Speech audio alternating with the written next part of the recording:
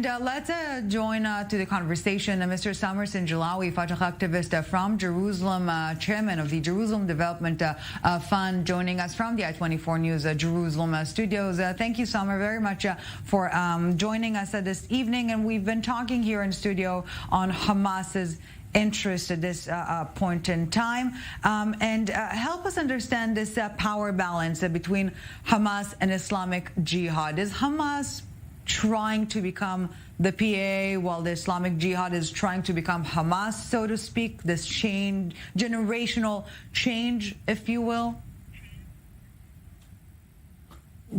Well, I think it's important to make sure that or be wise enough to see that there is a lot of pragmatism that is growing up inside Hamas under the leader of the leadership of Yahya Sinwar.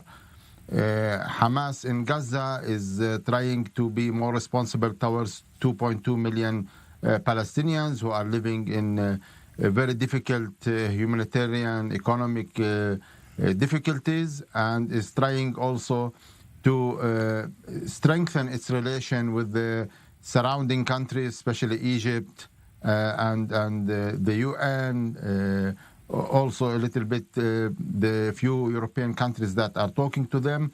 And they are trying also to build up on whatever economic benefits that can come to them. And we will notice in the coming days that Hamas will be one of the beneficiaries out of this operation. They were very pragmatic. They were not poetic, not emotional. They calculated things very carefully. And I think it's clear that the Egyptians has played a great role in moderating and in controlling things with between Hamas and Israel.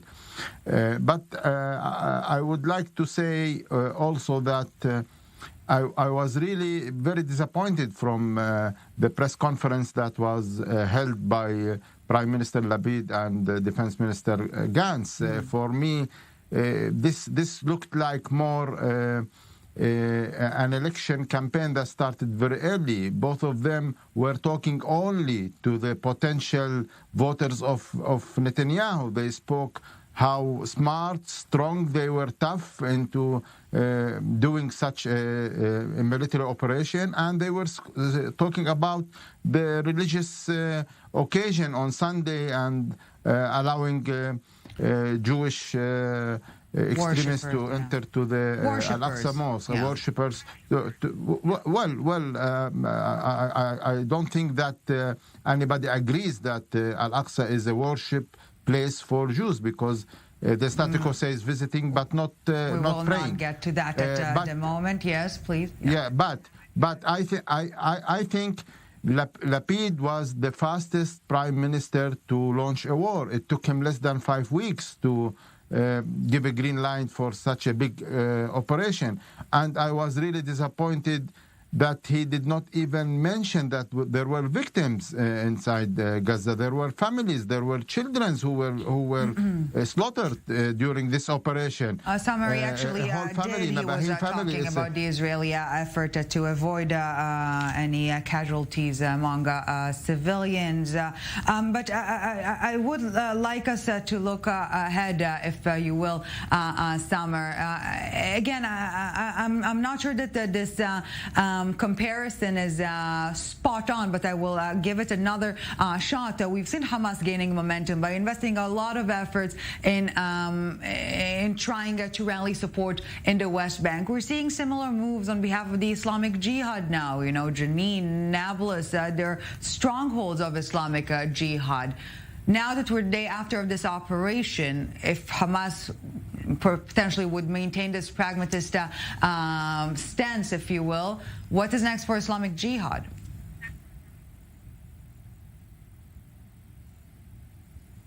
Well, Jihad cannot be compared to Hamas. The main military power that exists in Gaza and the West Bank is Hamas. Jihad is very minor, and I think one of the reasons that led to the quick ceasefire is that Jihad Islam got exhausted. It took very strong blows from this operation. I mean, all their military leadership was gone, and they have exhausted all their efforts. This helped to lead to the ceasefire. Right. Sama, we're taking a short break and we'll continue the discussion in a second.